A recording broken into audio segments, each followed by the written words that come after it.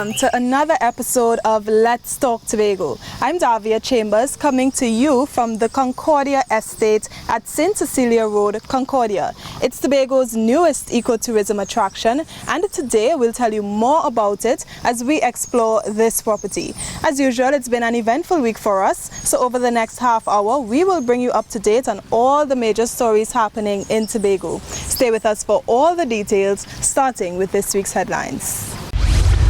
Farmers and fisherfolk are getting a boost with the launch of a new support initiative for the agriculture industry. 11 of the island's entrepreneurs are off to the Trade and Investment Convention 2019. The Tobago School Arts Festival crowns a winner. We have the highlights, and later our My Tourism Story series resumes. We have all these stories and more when Let's Talk Tobago returns. So stay with us. So when you're here, fiddle and tambourine and talk, rush back a dance and fight made a walk, jumping old time carnival, pulsing by the sea. Come July, Tobago is the place to be.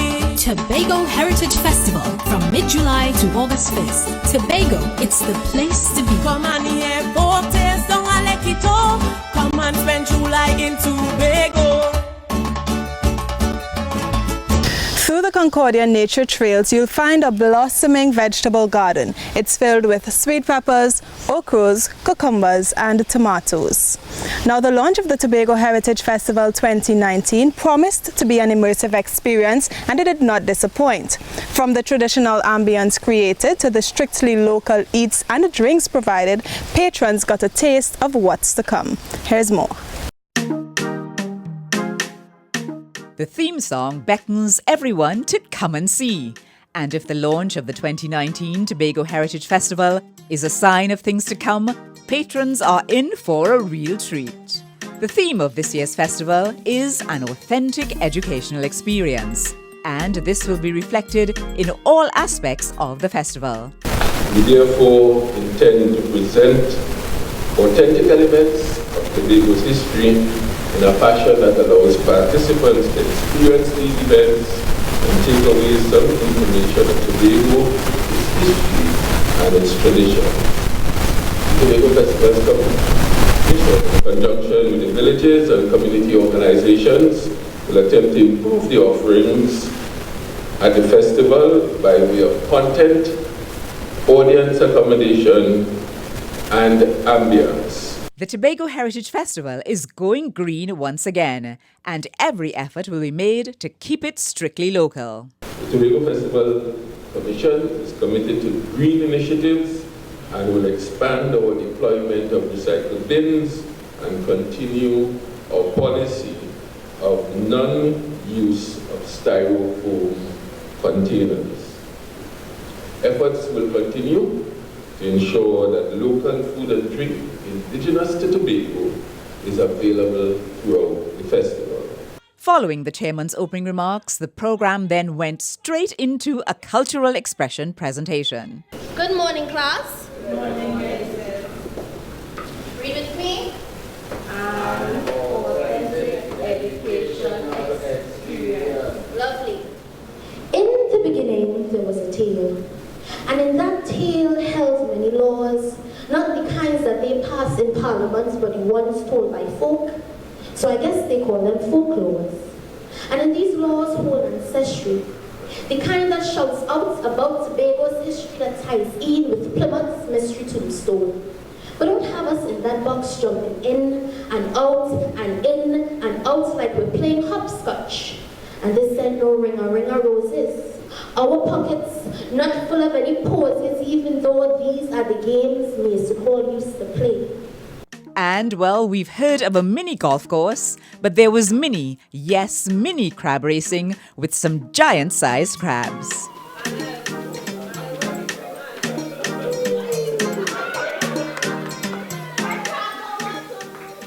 The schedule of events for the festival remains as exciting as ever, with a few changes.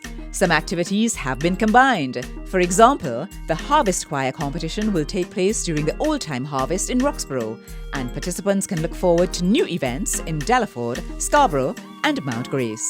The gala opening takes place on July 12th, and the festival runs through to August 1st. So make it a date to come and see the events that will take place during the Tobago Heritage Festival 2019. See you there.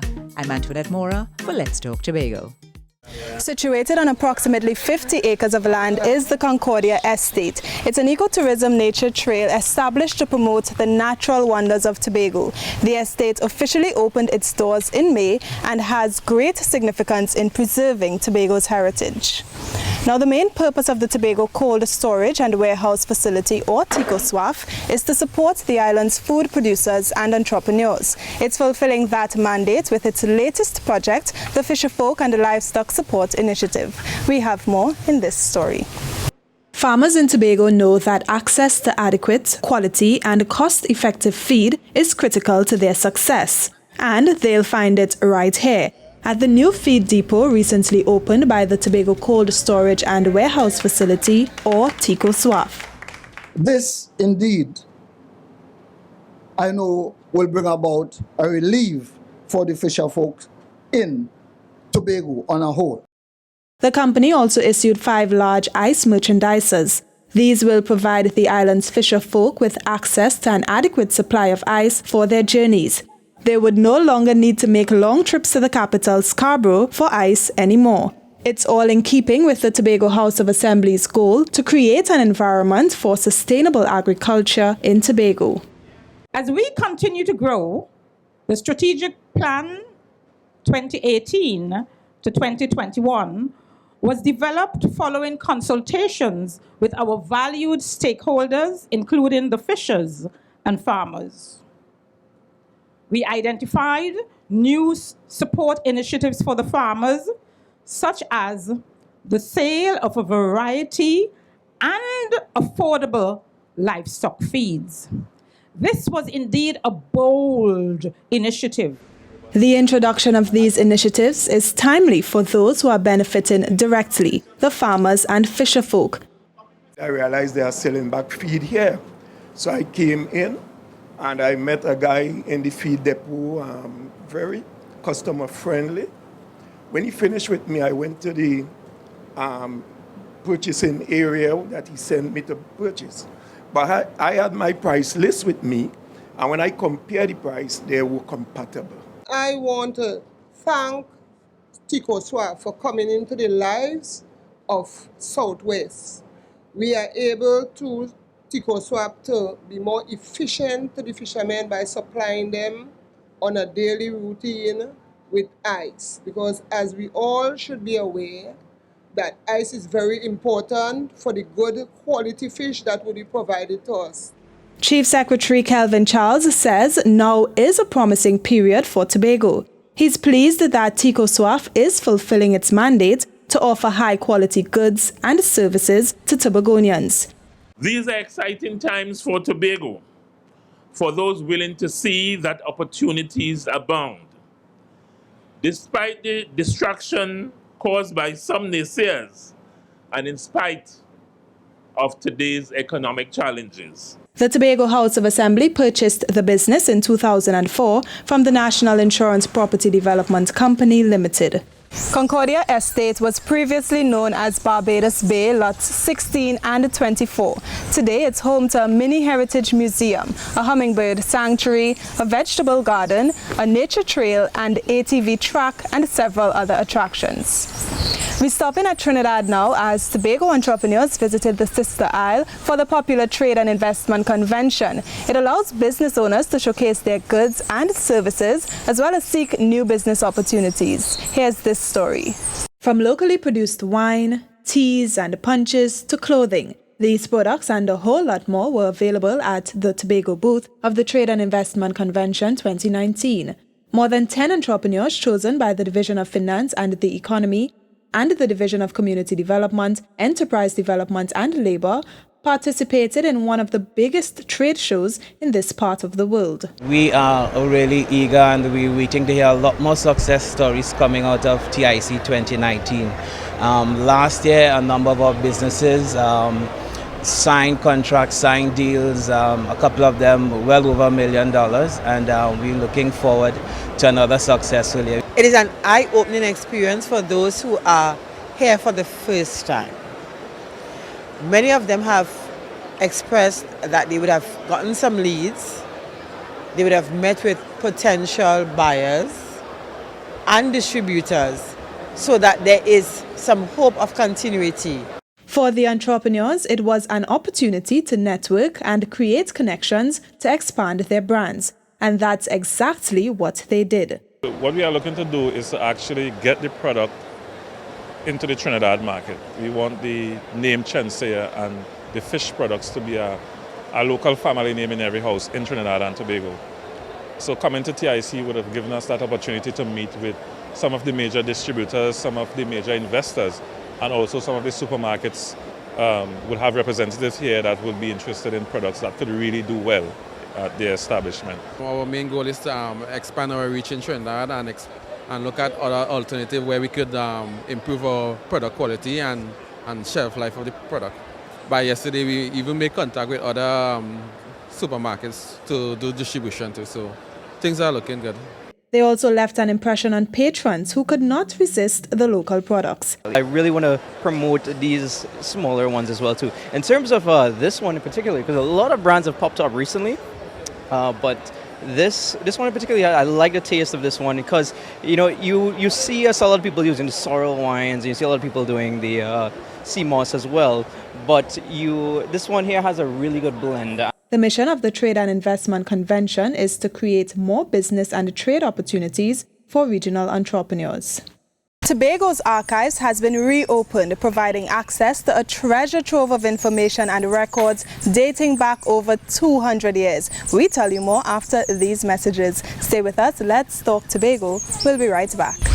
Greetings. This is Marcy Griffiths, and you're watching Let's Talk Tobago. Leave it right where you got it. If you are a fan of hummingbirds, Concordia Estate should be your next visit. It's got a hummingbird sanctuary tour package where you can observe up to 7 of the 18 species found in Trinidad and Tobago. You can also hike through trails and observe hummingbirds in their natural habitats.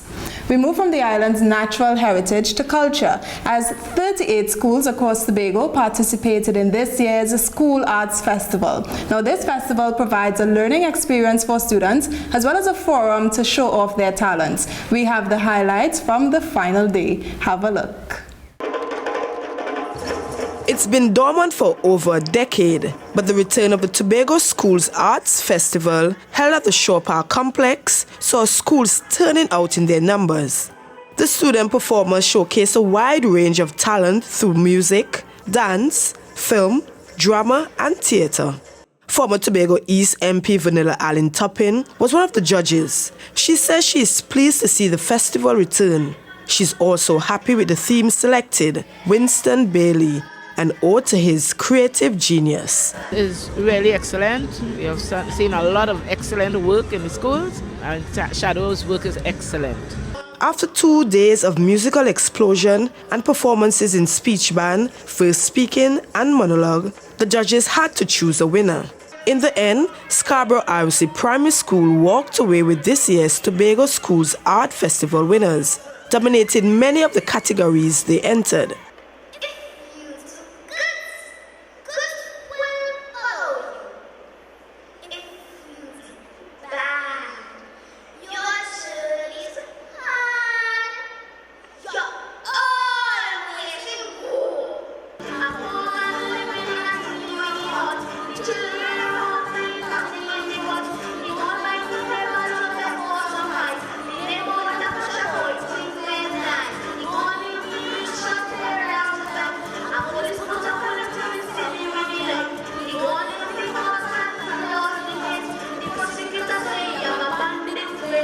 In the singing categories of folk song choir, contemporary religious choir, and Negro spiritual choir, Scarborough Methodist smashed the competition.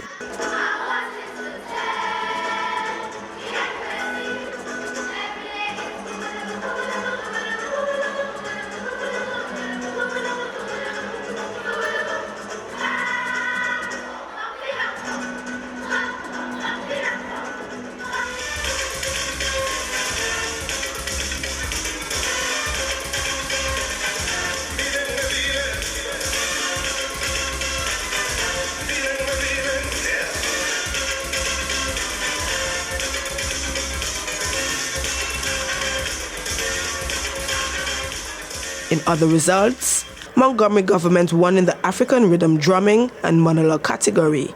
Charlottesville Methodist topped the Dance Calypso Soca category, and Wim Anglican triumph in the Speech Band category. I'm Crystal George for Let's Talk Tobago. Welcome back to Let's Talk Tobago. We are at the Concordia estate. Now, Concordia is the Latin word for harmony, and just taking a stroll through here is enough to understand why the estate bears this name. Now, Tobago's archives have finally returned home. A collection of original documents and records, some over 220 years old, have been restored and digitized and are on display at the Scarborough Library facility. We bring you more in this report. Slave registries, plantation records, censuses, newspapers, journals, even papers from cultural stalwart and anthropologist Dr. J.D. Elder. These are among the valuable historical material that have been returned to the Scarborough Library facility. Many of these documents and records date as far back as the 19th century. As a collection, they are an invaluable part of Tobago's heritage and a birthright for its young and future citizens. Librarian 3 Nichelle Denoon says the library has a vision to serve as a repository for the island's historical records. As we look to the future, we expect to build the collection of our records in all formats, paying attention to digitizing our records, as digitization greatly increases accessibility and creates more ways to present records to new and wider audiences. Having always been independent from the National Archives, the Tobago Archives called the Scarborough Library home from as early as 1956. There, historical documents were stored, indexed, and accessible to the public. Government archivist Avril Belfont says they're a key part of our heritage. Archives are our documentary heritage. They represent the footsteps of our ancestors, and Tobago is blessed with a rich heritage and an equally rich collection of records. The National Archives intends, through its digitization program, to make available as many records as possible on both sides. Thus, you can expect to have access of the records of Trinidad as well as the records of Tobago on both islands. In 1997, an earthquake destroyed the library. Many of the records were damaged and had to be repaired by the National Archives. Today, a new library facility stands tall. 70% of the documents have been restored and are now back where they belong. Because the libraries are important cornerstones of a healthy community. Libraries give people the opportunity to find jobs, explore medical research, experience new ideas, and get lost in wonderful stories, while at the same time providing a sense of place for gathering. Today, we reopened the Tobago Archives at the Scarborough Library to do just that, strengthen our community. The Tobago Archives are now available to the public at the Scarborough Library facility. I'm Kern De Freitas for Let's Talk Tobago. The nature trail ends with an approximately 150 to 200-year-old mill site and water wheel complex, which comprises ruins of a water wheel sugarcane grinding plant, a sugar boiler house, and a rum distillery. We move now from Concordia to Roxborough, where the latest community health meeting was held. Here's more in this report. Residents of Roxborough and environs are welcoming the prospect of a new hospital in their community. And during a recent community sensitization meeting, they voiced their thoughts and expectations on the project. They also got insight into the proposed facility. One of the things that we like to know that everything is on board with the nurses, the doctors, whoever would be in that area to work in a facility that you build. Every primary care center and hospital, there's a standard, and we're working with the standards, but that the staff, they have been given their input and it's not complete. They will continue looking at that to make sure that what we are doing is the standard. One concern residents raised is the possibility of flooding at the proposed hospital site. UDCOT is engaged as we speak in a hydrology report. It spans from the hill that you spoke about right through. We're also doing soil investigations, which will determine the end result of the foundation. This is something that must be done before anything starts. The residents believe that the Roxborough Hospital should be able to meet all the needs of everyone in East Tobago. I think if you are going to do something now, it should be all inclusive. Everything should be in place.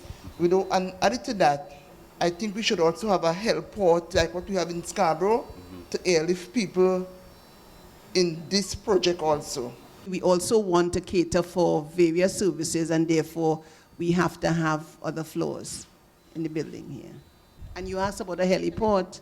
Yes, a heliport is proposed as well. This was the first of 2 consultation meetings with the Eastern community being held by the Division of Health, Wellness and Family Development in collaboration with the Tobago Regional Health Authority. The second meeting is scheduled for Charlottesville. I'm Kern De Freitas for Let's Talk Tobago. It's time for a break, but when we return, we resume our My Tourism Story series featuring Corbin Wildlife. Stay with us, Let's Talk Tobago. We'll be right back. Hi, this is Kivo, and tune in to Let's Talk Tobago. In this week's My Tourism Story by Juliet James, we feature Corbin's Wildlife, a hidden gem located in Mason Hall. It's a nature park with lots of fruit trees and flowers that attract native wildlife. It's also a treasure trove for bird watchers. You'll hear more in this story.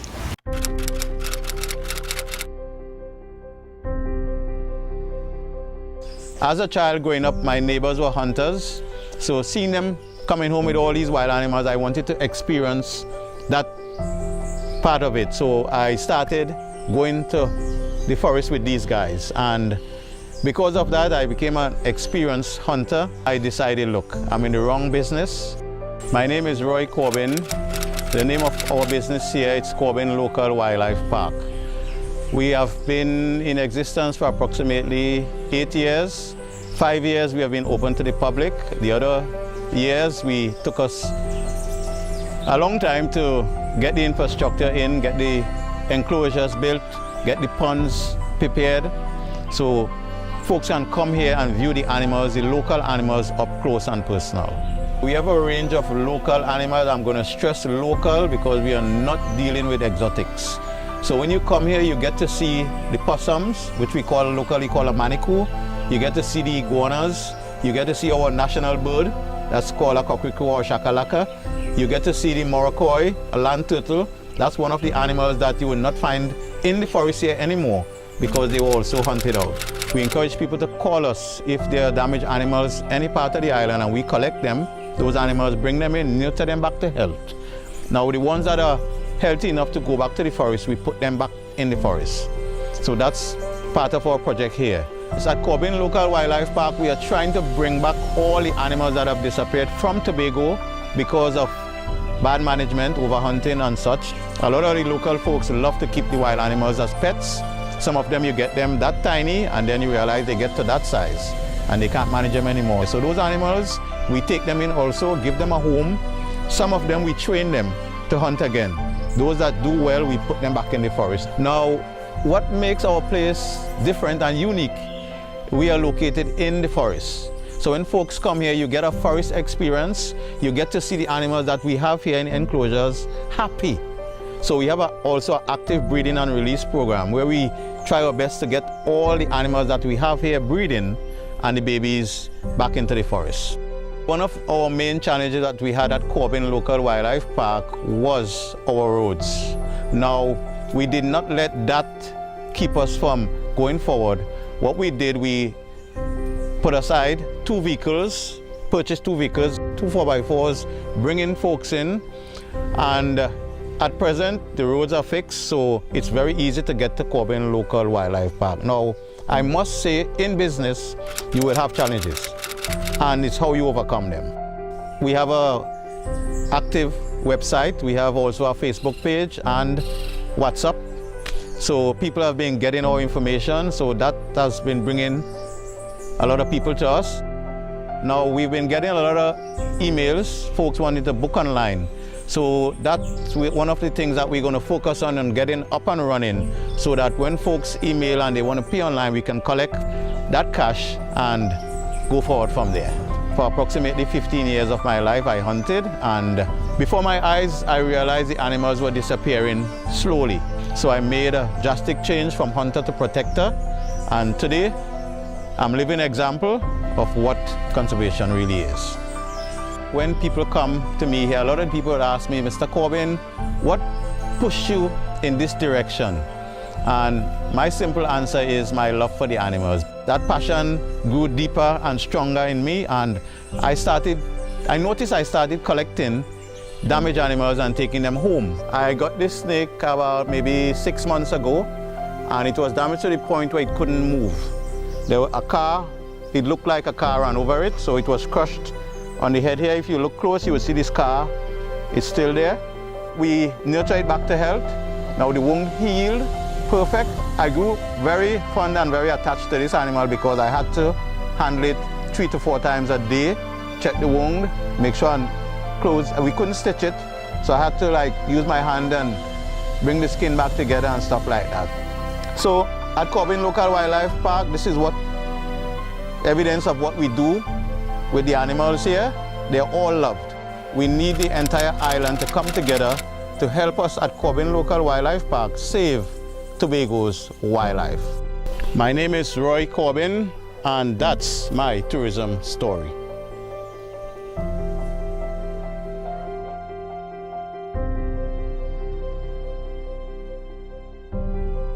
And it's now time to have Your Say, the segment of our program where we hear from you, the viewers. We'll now have a look at who had their say this week with Marlon Gottslieben. The name is A. He's only spelling things. That's a quick question, nothing. There's no hold on. I'm waiting for the money for the question now. Having a hospital in Roxborough is a very, very good thing.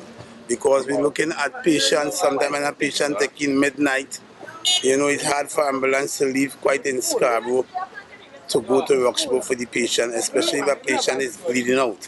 Well, I feel proud to know about that Roxborough will be getting their own hospital to help out the position within Charlottesville, Speyside, and the other areas around. Well, I feel good about it, to have it in the east because it has been long overdue, it has been there. The people have been complaining about it.